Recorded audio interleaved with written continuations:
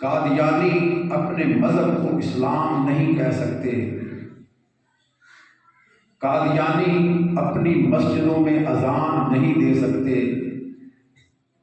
اور قادیانی قادیانیت کی تبلیغ نہیں کر سکتے۔ یہ وہ قوانین ہیں جو آئین پاکستان کا حصہ ہے۔ 1973 کے آئین کے مطابق گستاخ رسول کی سزا موت قرار دی گئی ہے۔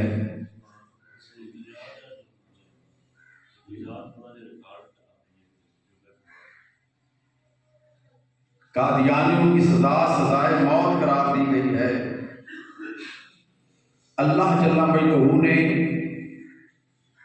قرآن مجید فرقان حمید میں ارشاد فرمایا، ما کان محمد ابا احد، کہ میرا محمد صلی اللہ علیہ وآلہ وسلم کسی بالغ مرد کا باپ نہیں، بلاکن رسول اللہ ہے، وہ اللہ کے رسول ہیں، وخاتم النبیین، وہ آخری نبی ہیں۔ حضور علیہ الصلوۃ والسلام نے اعلان فرمایا، انا خاتم النبیین لا نبی بعدی، میں آخری نبی ہوں اور میرے بعد کوئی نبی نہیں آئے گا۔ پوری امت مسلمہ کا اس پر اتفاق ہے،